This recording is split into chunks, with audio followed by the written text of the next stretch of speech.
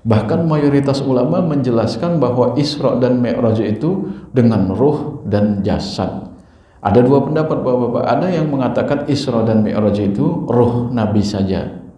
Jangan heran ada pendapat seperti ini. Ada, bahkan dijelaskan dalam ceramah-ceramahnya Syekh Muhammad Said Ramadan, ada sahabat Nabi Muhammad SAW yang meyakini, bahkan salah satu istri Nabi Muhammad SAW yaitu Aisyah radhiyallahu anha itu meyakini Isra dan Mi'raj itu cuma dengan ruh Nabi Muhammad, karena pagi-pagi Aisyah masih mendapati Nabi Muhammad di atas tempat tidurnya.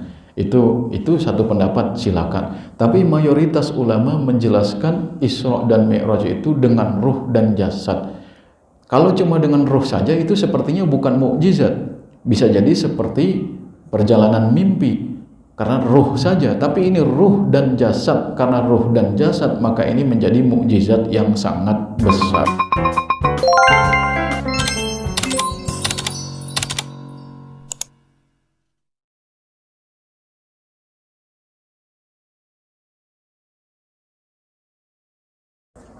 Assalamualaikum warahmatullahi wabarakatuh. Alhamdulillahirabbil alamin. Assalatu wassalamu ala asyrafil anbiya'i wal mursalin nabiyyina Muhammadin wa ala alihi wa sahbihi ajma'in, amma ba'du. Ibu-ibu, bapak-bapak, saudara-saudara sekalian, semoga kita senantiasa dirahmati oleh Allah Subhanahu wa taala. Alhamdulillah summa alhamdulillah, kita masih bisa melanjutkan kajian sirah setiap insyaallah sebulan sekali ya Bapak-bapak. Sirahnya karena setiap satu itu materinya ada akhlak, ada sirah dan lain sebagainya. Kita sudah membahas tentang hijrahnya Rasulullah Shallallahu Alaihi Wasallam ke Taif. Kita sudah membahas embargo ekonomi yang dialami oleh Bani Muttalib dan Bani Hashim. Kita sudah membahas hijrahnya para sahabat Nabi Muhammad SAW ke negeri Habasyah. Nah, ini di tahun ke-10 setelah diutusnya Rasulullah SAW ini, para sebagian ahli sejarah menjelaskan di tahun 10, bukan hijriah, di tahun 10 kenabian. Nah, ada yang berpendapat Ibnu Sa'ad di dalam kitab Tabaqatnya Al-Kubra bahwa ini terjadi di tahun sebelum hijrah, 18 bulan sebelum hijrah. Nah, hijrahnya Nabi kan tinggal di Mekah selama berapa? 13 tahun. Nah, 18 bulan terjadilah Isra dan Mi'raj. Nah, ada yang berpendapat terjadinya Isra dan Mi'raj itu di tahun 10 kenabian, saat Nabi mengalami banyak hal yang menyedihkan para sahabatnya sampai berhijrah ke Habasyah. Setelah terjadi embargo ekonomi pada tahun ke-7 kenabian, terus Nabi pada akhirnya ikut berhijrah ke Taif, diusir dan lain sebagainya. Kita sudah bahas itu, ada yang menolong, ada yang simpati, ada orang Nasrani, pembantu Nasrani yang akhirnya beriman, ada Raja Najasyi yang beriman. Nah, inilah terus di tahun itu juga terjadi wafatnya istri yang dicintainya yaitu Khadijah. Terus juga wafat juga pamannya yang selalu menolong Rasulullah SAW yaitu Abu Thalib. Gitu kita sudah bahas. Akhirnya Allah Subhanahu wa taala pada 18 bulan sebelum hijrahnya ini, Allah Subhanahu wa taala memberikan mukjizat Isra dan Mi'raj kepada Nabi kita Nabi Muhammad sallallahu alaihi wasallam. Wa yuqsadu bil Isra ar-rihlatu allati akramallahu biha nabiyahu minal Masjidil Haram bi Makkah ilal Masjidil Aqsa bil Qudsi. Jadi yang dimaksud dengan Isra itu artinya Allah Subhanahu wa taala memperjalankan Nabi kita Nabi Muhammad sallallahu alaihi wasallam dari Masjidil Haram di kota Mekah ke Masjidil Aqsa bil Quds. Bil Quds itu di Palestina. Wa ammal Mi'raj, sedangkan Mi'raj itu fahuwa ma'a aqaba dzalika minal uruj. Mi'raj itu naiknya Rasulullah Shallallahu Alaihi Wasallam ila tabaqatis samawat, ke tingkatan-tingkatan langit al-ula yang tinggi. Summal wusul bihi ila haddin inqata'at indahu ulumul khalaiq. Sampai mana? Sampai batas di mana ilmu makhluk tidak mengetahuinya. Min malaikatin wa insin wa jin. Walaupun itu dari kalangan malaikat, manusia dan kalangan jin tidak mengetahui batas ketinggian Mi'raj Nabi Muhammad sallallahu alaihi wasallam. Kullu dzalika fi lailatin wahidatin. Semua itu terjadi dalam satu malam. Ini Bapak-bapak ya. Waqad ikhtalafat fi dhabti tarikh hadhil al-mukarramah al-ilahiyah makramah al-ilahiyah hal kanat fil 'amil 'ashir ba'da min bi'asatihi sallallahu alaihi wasallam am ba'da dzalika. Walladhi rawahu Ibnu Sa'd fi tabaqatihi al-kubra annaha kanat qabla al-hijrah bi 18 syahran. Wa jumhurul ulama wa jumhurul muslimin anna hadhihi ar-rihlata kanat bil jismi war ruh ma'an. Walidzalika fahiya min mu'jizatihi al-bahirah allati akramallahu biha nabiyahu alaihi salatu wassalam. Tadi sudah kita singgung bahwa ahli sejarah berbeda pendapat. Ada yang mengatakan terjadinya Isra dan Mi'raj itu di tahun 10 kenabian. Tapi Ibnu Sa'ad di dalam kitab Tabaqatnya Al-Kubra menjelaskan terjadinya 18 bulan sebelum Rasulullah SAW hijrah ke Madinah. Terus kita bertanya, apakah Isra dan Mi'raj itu dengan ruh dan jasad bareng-bareng atau dengan ruh saja? Nah, mayoritas ulama, kata Syekh Muhammad Sa'id Ramadan Al-Buti, Isra dan Mi'raj itu terjadi dengan jasad dan ruh Nabi Muhammad Sallallahu Alaihi Wasallam. Makanya di dalam ini merupakan mukjizat yang besar dari Allah Subhanahu Wa Taala untuk Nabi Muhammad Sallallahu Alaihi Wasallam. Ayatnya di dalam surat Al-Isra itu kita sering baca beberapa bulan lalu, Rajab, Sya'ban, Ramadan. Di bulan Rajab itu sebelum kita memasuki Sya'ban, sekarang kita sudah memasuki bulan Ramadan. Subhanalladzi asra bi'abdihi lailam minal masjidil haram ilal masjidil aqsa alladzi barakna haulahu linuriyahu min ayatina innahu huwas samiul basir. Maha suci Allah yang sudah memperjalankan hambanya dalam satu malam saja dari Masjidil Haram di kota Mekah menuju Masjidil Aqsa yang diberkahi oleh Allah Subhanahu wa taala di sekelilingnya, untuk kami perlihatkan kepadanya tanda-tanda kekuasaan kami. Sesungguhnya Allah itu Maha mendengar lagi Maha melihat. Ini Bapak-bapak ya, mungkin di masa primitif kita sulit percaya, mana mungkin satu malam dari Mekah menuju Palestina itu perjalanan unta bisa ditempuh sampai 3 bulan itu. Di masa primitif itu sulit kita untuk mempercayai mukjizat Isra diperjalankan oleh Allah Subhanahu wa taala. Tapi ini Allah Subhanahu wa taala menyatakan di dalam Al-Qur'annya, memang Rasulullah diperjalankan oleh Allah Subhanahu wa taala dalam semalaman.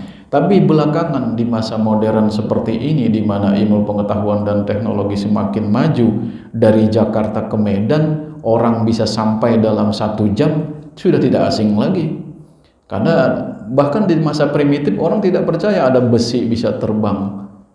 Itu orang tidak percaya. Tapi sekarang pesawat bisa terbang dan dalam hitungan 1 jam kita dari Jakarta bisa sampai ke Medan. Itu bisa, apalagi kekuasaan Allah Subhanahu wa taala yang tidak bisa dibatasi oleh waktu dan tempat.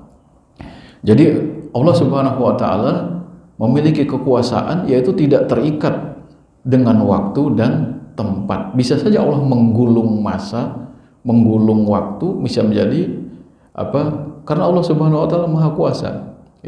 Inilah diperlihatkan kepada Nabi Muhammad Sallallahu Alaihi Wasallam, dikasih Isra dan Mi'raj. Anak-anak sekarang mungkin atau orang-orang banyak yang mengingkari mukjizat Isra, apalagi Mi'rajnya. Mi'rajnya itu bagaimana Nabi Muhammad SAW bisa Mi'raj ke langit ketujuh dalam satu malam. Bahkan mayoritas ulama menjelaskan bahwa Isra dan Mi'raj itu dengan ruh dan jasad. Ada dua pendapat Bapak-bapak. Ada yang mengatakan Isra dan Mi'raj itu ruh Nabi saja. Jangan heran ada pendapat seperti ini. Ada, bahkan dijelaskan dalam ceramah-ceramahnya Syekh Muhammad Said Ramadan, ada sahabat Nabi Muhammad SAW yang meyakini, bahkan salah satu istri Nabi Muhammad SAW yaitu Aisyah radhiyallahu anha itu meyakini Isra dan Mi'raj itu cuma dengan ruh Nabi Muhammad. Karena pagi-pagi Aisyah masih mendapati Nabi Muhammad di atas tempat tidurnya. Itu satu pendapat, silakan. Tapi mayoritas ulama menjelaskan Isra dan Mi'raj itu dengan ruh dan jasad. Kalau cuma dengan ruh saja itu sepertinya bukan mukjizat. Bisa jadi seperti perjalanan mimpi karena ruh saja, tapi ini ruh dan jasad. Karena ruh dan jasad maka ini menjadi mukjizat yang sangat besar. Makanya dalam riwayat Ibnu Hibban bahwa Rasulullah SAW pernah bersabda bahwa alam semesta ini, langit yang 7 lapis ini bersama tata suryanya, alam semesta ini bersama tata suryanya ini, kata Rasulullah SAW, kahalaqatin mulqatin bi ardin faladin. Jadi alam semesta ini seperti lingkaran cincin yang dilemparkan di padang pasir yang amat luas. Nah, kan kalau dulu ada teleskop yang besar namanya Hubble punya NASA. Yang terbaru belum lama kemarin di masa Biden itu mereka bikin lagi NASA itu teleskop luar angkasa itu James Webb. Itu bisa menangkap citra inframerah dan hasilnya sangat bagus. Dan luar angkasa ternyata sangat luas. Itu kemajuan teknologi seperti ini, ibu-ibu, bapak-bapak, semakin memperjelas hadis Nabi tadi. Ternyata tata surya yang mengelilingi matahari, alam semesta ini itu seperti cincin kecil yang dilemparkan di padang pasir yang begitu luas.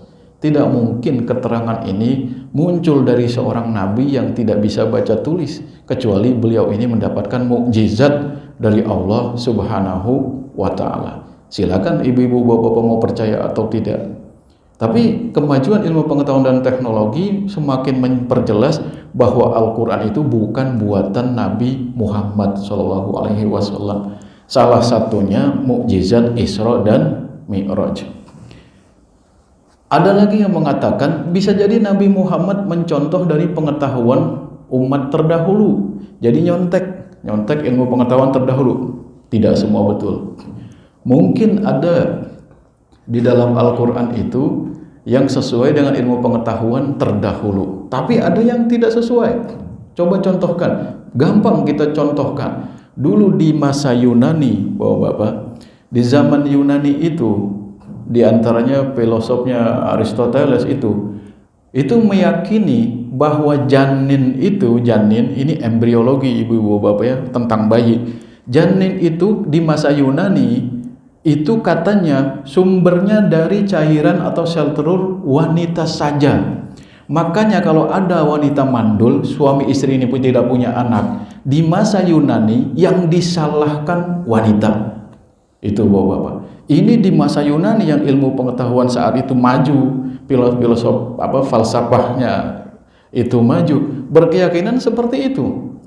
Jadi kalau ada orang mandul, suami istri mandul, tidak punya anak, itu yang disalahkan perempuan. Karena dalam ilmu pengetahuan Yunani saat itu, janin itu terjadi hanya dari sel telur perempuan. Menurut mereka, jauh sebelumnya ilmu pengetahuan mengatakan bahwa yang membentuk janin itu adalah cairan laki-laki.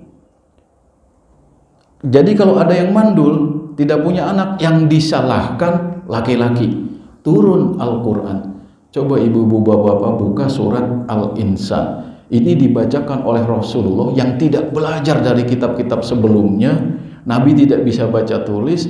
Ma kunta tatlu min qablihi min kitab wala takhutuhu biyaminik idzal lartabal mubtilun. Engkau wahai Muhammad tidak pernah membaca kitab-kitab sebelumnya dan tidak juga mencatat kitab itu dengan tanganmu, dengan tangan kananmu. Kalau engkau bisa membaca dan menulis, nanti orang-orang akan ragu terhadap kenabianmu. Di surat Al-Insan itu, hal ata 'alal insani hinum minad dahri lam yakun syai'an mazkura inna khalaqnal insana min nutfatin amsyajin nabtalih faja'alnahu sami'an basira. Kami menciptakan manusia itu dari nutfah amsyaj yang bercampur. Jadi cairan laki-laki bercampur dengan sel telur perempuan. Ini ilmu embriologi sudah termaktub di dalam Al-Quran. Mustahil keluar dari seorang yang tidak bisa baca tulis kalau dia tidak diberitahu oleh Allah Subhanahu wa Ta'ala. Jadi tadi filsafat Yunani salah, ilmu pengetahuan sebelum Yunani juga salah, karena mengatakan janin dari lelaki saja. Berikut dari Yunani, janin itu sebenarnya perempuan saja.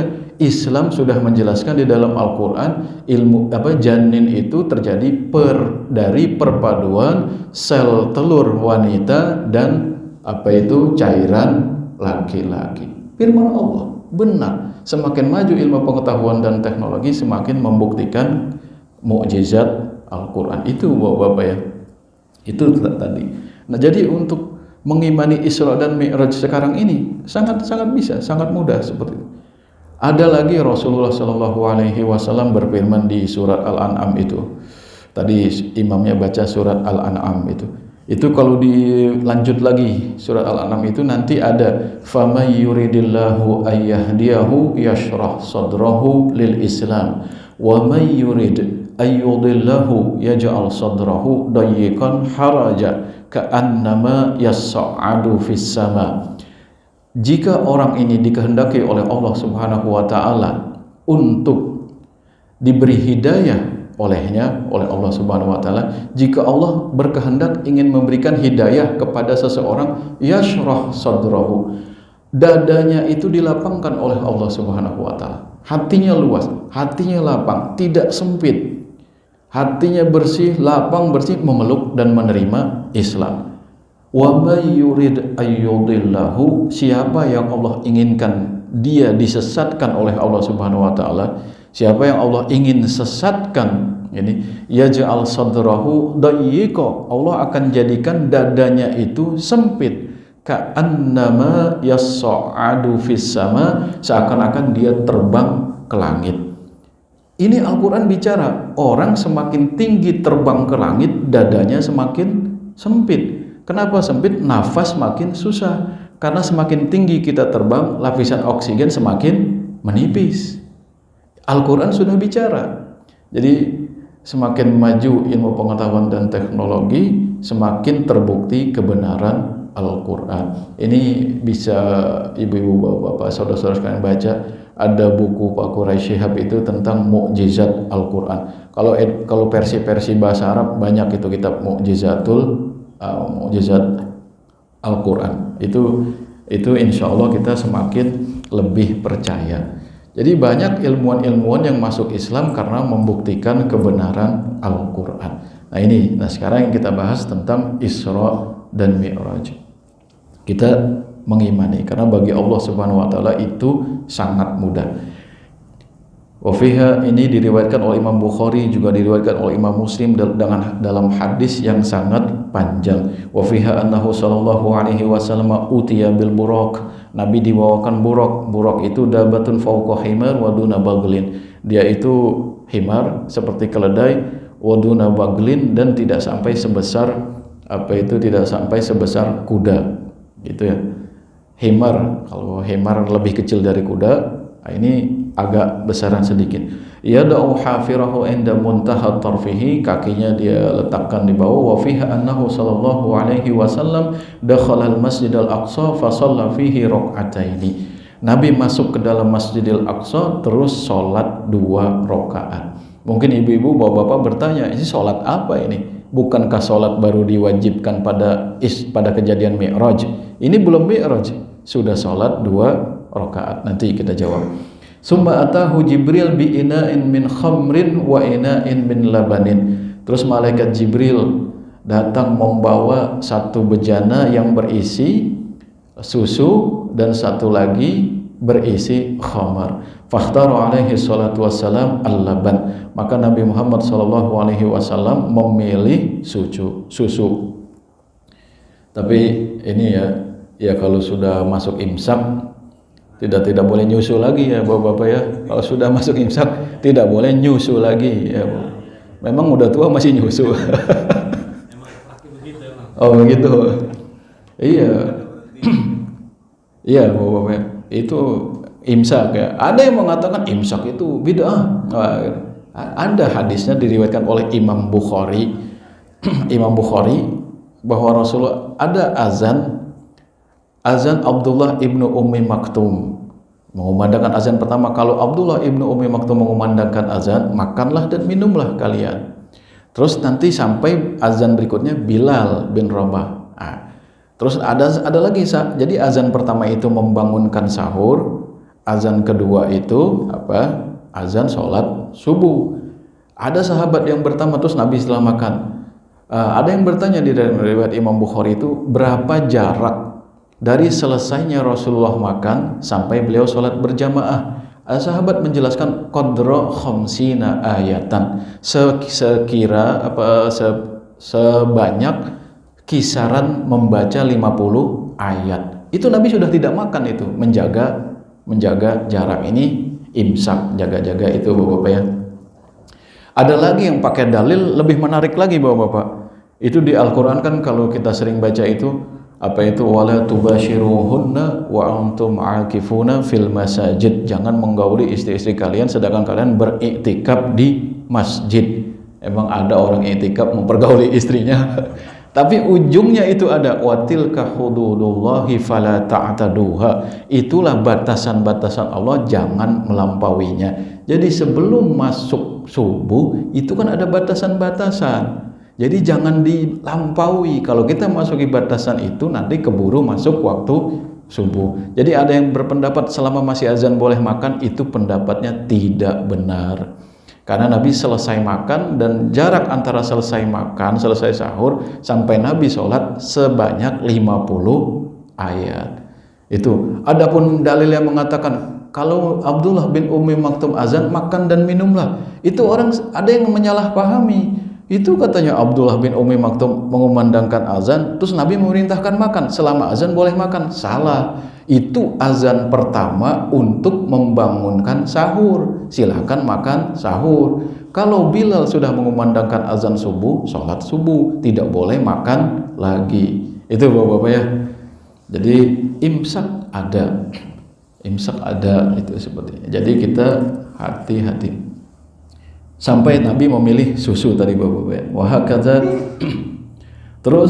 Terus kata malaikat Jibril apa ketika Nabi memilih susu? Ikhtartal fitrah, engkau sudah memilih fitrah wahai Nabi Muhammad. Fitrah itu Islam. Jadi pada fitrahnya ibu-ibu bapak-bapak, hati kecil manusia itu mengakui adanya Tuhan. Nah itu. Pada fitrahnya Islam, percaya pada Allah, mengesahkan Allah Subhanahu wa taala. Wa fiha annahu urija bihi sallallahu alaihi wasallam ila sama'il ula fasaniyah fasalisa. Nabi dibawa oleh malaikat Jibril ke langit pertama, langit kedua, langit ketiga, wahakaza dan seterusnya. Hatta zuhiba bihi ila sidratil muntaha. Nabi dibawa ke sidratil muntaha wa auhallahu ilaihi inda idzin ma auha. Di situ Allah mewahyukan apa yang Allah ingin wahyukan kepadanya. Wa fiha furidatus salawat. Dan di Mi'raj itulah diwajibkan oleh Allah Subhanahu wa taala salat al-khams yang 5 waktu alal muslimin bagi orang-orang beriman. Lah tadi Nabi ketika di Masjidil Aqsa salat 2 rakaat, salat apa itu? Wa hiya fi asliha khamsuna salatan fil yaumi wal lailah. Pada dasarnya perintah pertamanya itu 50 waktu. Lalu menjadi 5 waktu. Berikutnya, wala makana sabihatul yaumit tali wa haddasa Rasulullah sallallahu alaihi wasallam an-nasa bima syahada. Hari berikutnya setelah Nabi Mi'raj itu, dan Nabi menyampaikan kepada musyrikin Quraisy apa yang beliau alami saat Mi'raj dan Isra itu tafiqal musyrikun yajma'u ba'duhum ba'da liyatanaqalu hadzal khabar. Kaum musyrikin itu menyebarkan berita, wah Nabi Muhammad menyampaikan begini, diperjalankan katanya dari Mekah ke Palestina dalam waktu semalaman, terus dinaikkan ke langit. Ini disebarkan berita ini oleh kaum musyrikin. Wa tahaddahu ba'duhum ay yasifa lahum baqaya Baitul Maqdis. Ada kaum musyrikin yang menantang Nabi Muhammad sallallahu alaihi wasallam, wahai Muhammad, kalau engkau betul-betul dalam semalam tadi itu sudah berkunjung ke Baitul Maqdis, coba jelaskan kepada kami sifat-sifat Masjid Baitul Maqdis. Ciri-cirinya apa saja? Itu pagarnya bagaimana, bangunannya bagaimana. Itu madama annahu qad zahaba ilaihi wa shalla fihi. Katanya semalam engkau salat di Baitul Maqdis. Ditantang seperti itu oleh kaum musyrikin. Wa Rasul hina mazarahu lam yakhtur fi balihi ayyujila nazar fi atrafihi. Kan Nabi saat Isra itu tidak kepikiran untuk seperti kita rekreasi, foto-foto, selfie, kita foto temboknya, kita foto Qubbatus Sakhra, kita foto Masjid Qubbah. Kalau yang kubahnya kuning itu namanya Masjid Qubbatus Sakhra. Dalamnya itu ada batu yang diriwayatkan itu tempat Nabi bersama buruk naik ke atas.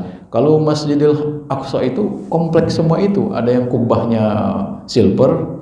Itu satu komplek itu namanya Masjidil Aqsa. Jadi bukan yang kubah kuning saja itu bapak-bapak yang beredar di foto-foto. Terus apa? Fajallallahu lahu, ketika ditantang oleh kaum musyrikin, wahai Muhammad jelaskan kepada kami bagaimana itu bentuk Masjidil Aqsa. Katanya engkau semalam sholat di situ. Akhirnya Allah Subhanahu wa taala menampakkan Masjidil Aqsa di hadapan Rasulullah Shallallahu alaihi wasallam. Bentuknya ditampakkan. Kan Allah tidak terikat dengan waktu. Allah tidak terikat dengan tempat. Sangat mudah sekali bagi Allah menampakkan Masjidil Aqsa kepada Nabi Muhammad. Itu Bapak-bapak ya. Makanya para ulama akhir zaman, Bapak, kata Nabi kan, idza qurbatis sa'ah la takadu ru'yal mu'min takzib. Jadi kalau hari kiamat itu semakin dekat, mimpi seorang mukmin itu hampir tidak bohong. Dalam riwayat lain, kalau seorang mukmin itu bermimpi bertemu Rasulullah Shallallahu alaihi wasallam, itu mimpi yang benar, karena setan tidak bisa menyerupai Rasulullah Shallallahu alaihi wasallam. Rasulullah sudah wafat ratusan tahun lalu. Tapi ada orang yang dipilih oleh Allah bisa bertemu lewat mimpi. Dan mimpi itu kata Nabi, walaupun mimpi itu benar. Artinya apa? Allah punya kuasa yang tidak terikat dengan masa dan waktu, tidak terikat dengan tempat dan waktu. Jadi mungkin logika kita bertanya, Rasulullah bersabda, kalau kita mengucapkan sholawat kepada Nabi, assalam, dan bersalam kepada Nabi, Allah mengembalikan ruhku dan aku menjawab salamnya. Berarti secara logika kita mengatakan, berarti yang berziarah di Masjid Nabawi itu kan jutaan itu. Berarti Nabi melek terus, bangun terus. Jangan berpikir seperti itu. Allah tidak terikat dengan waktu dan tempat. Nah ini, jadi Allah punya kuasa seperti itu. Jadi yang sudah 400 tahun wafat pun bisa bertemu dengan yang sekarang masih hidup, walaupun bahasa kitanya mimpi, tapi kata Nabi itu ru'ya haq, itu mimpi yang benar, itu mimpi yang benar, benar-benar melihat itu. Karena setan tidak bisa menyerupai Rasulullah Shallallahu alaihi wasallam. Nah sampai sekarang ilmu pengetahuan dan teknologi masih terbatas waktu dan tempat. Masih ada hayalan-hayalan bikin mesin waktu, tapi belum pernah ada yang mampu. Akhirnya Allah menampakkan Masjidil Aqsa di hadapan Nabi, dan Nabi melihat gambar Masjidil Aqsa itu, dan Nabi menyebutkan sifat-sifatnya, dia sampaikan kepada kaum musyrikin Quraisy. Ini kata Rasulullah, lamma kadzabatni Quraisyun kumtu fil hijri fajallallahu li baital maqdis fatafiqtu ukhbiruhum an ayatihi wa ana anzuru ilaihi. Dan Allah ketika kaum Quraisy ini menganggap aku bohong, Allah Subhanahu wa aku berdoa di Hijr Ismail di depan Ka'bah itu ibu-ibu bapak-bapak ya. Terus Allah menampakkan di hadapanku Baitul Maqdis. Lalu aku menjelaskan sifat-sifatnya, bentuknya Baitul Maqdis itu kepada kaum Quraisy. Bagaimana sahabat Nabi mendengarkan cerita Nabi ini? Amma Abu Bakar Siddiq radhiyallahu anhu faqad haddatsahu ba'dul musyrikin amma yaqulu Rasul. Jadi orang musyrikin bertanya kepada Abu Bakar, temanmu itu gila, tidak benar. Masa semalaman dari Mekah ke Palestina, terus dia naik ke langit. Apa jawaban Abu Bakar? In kana qala dzalika laqad shadaq. Kalau beliau yang mengucapkan itu, maka sungguh dia adalah orang yang benar. Inni la usaddiquhu ala ab'ada min dzalika. Kalau dia mengucapkan hal yang lebih aneh lagi, aku tetap mempercayai beliau, kata Abu Bakar As-Siddiq. Ini keimanannya, Masya Allah bapak-bapak ya. Wa fi sabihati lailatul Isra ja'a Jibril wa 'allama Rasulullah sallallahu alaihi wasallam kaifiyatas shalah. Di pagi harinya malaikat Jibril turun mengajarkan kepada Nabi Muhammad tata cara salat yang 5 waktu, wa auqataha, dan menjelaskan waktu-waktu salat yang 5 waktu. Wa kana alaihi salatu wassalam. Nah ini baru kita jawab. Tadi di Masjidil Aqsa salat apa itu 2 rakaat. Wa kana alaihi salam qabla masyru'iyatis salat yusalli raka'ataini sabahan wa mislaihima masaan. Nabi Muhammad sallallahu alaihi wasallam sebelum disyariatkan salat yang 5 waktu ini, beliau salat pagi hari 2 rakaat dan sore hari 2 rakaat. Kama kana yaf'alu Ibrahim alaihi salam, sesuai dengan syariat Nabi Ibrahim. Jadi Nabi sholat sebelum diwajibkan sholat yang 5 waktu ini, beliau sholat pagi 2 rakaat, sore 2 rakaat karena mengikuti syariat Nabi Ibrahim. Ini bapak-bapak ya, ini di saat Mi'raj ini kita dihadiahi sholat 5 waktu. Alhamdulillah kita beriman semua. Sekarang kita sholat, bahkan kita sampai semalam kita melakukan sholat tarawih. Ya ini bapak-bapak ya cukup ya. Mudah-mudahan ada manfaatnya, makin menambah keimanan kita. Kita makin beriman kepada Allah, makin bisa mentadaburi Al-Quran. Amin amin ya rabbal alamin. Baik, kalau ada pertanyaan silakan.